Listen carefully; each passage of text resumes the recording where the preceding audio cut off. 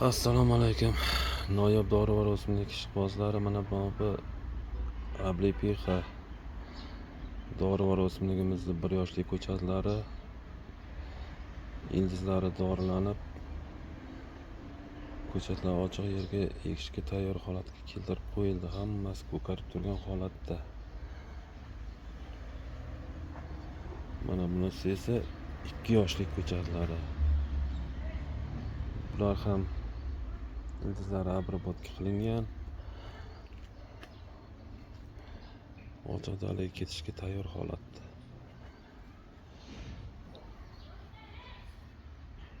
Mana shu 2 yoshli ko'chatlari keyingi yildan 1-2 kilo atrofida hosil berishni boshlaydi.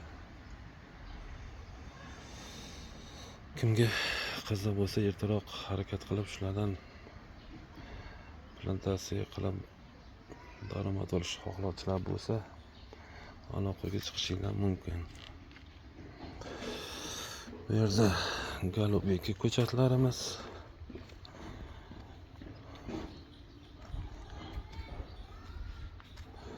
va yana mana 2 yoshlik Avgustina navlari.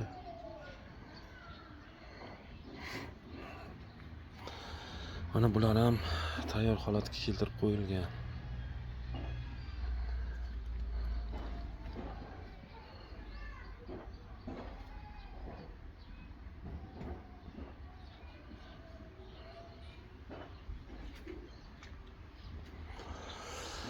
Golubiki ishqibozlari uchun mana Golubiki ko'chatlarimiz.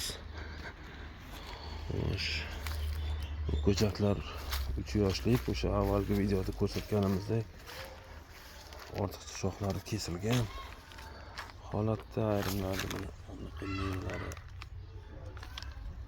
qolganlari ham bor.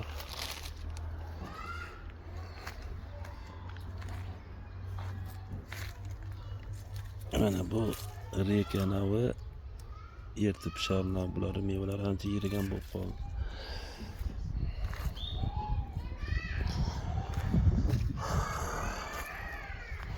Mana bu yerda qora simorodinani mana 2 kun, o'sha 17-18 may kunlari holatida ekilganlari, 10 litrli paketlarga ekilgan bu ko'chatlarni kuzgacha mana shu paket holatida ushlab, juda ochiq yerlarga ekib yuborish mumkin. Mana bular ham o'sha ekilganiga 2 kun bo'ldi. Yangi kurtaklar chiqarishni boshladi. Ayrimlari o'sha ancha uyg'onib ketdi.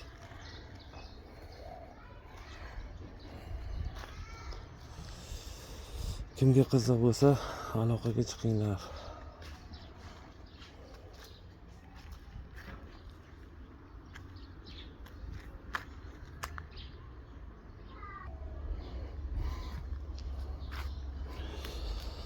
Mana bular ham qora simorodin ko'chatlari.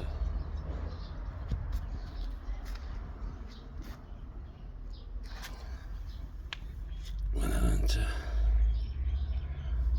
o'sib ishlab ketdi hammasi.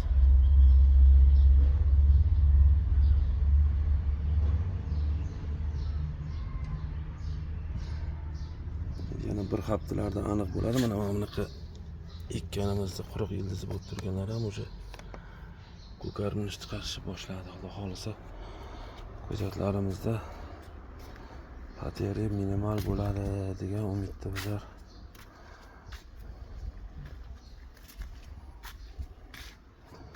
Mana shu holatlarda ekib qo'yilgan.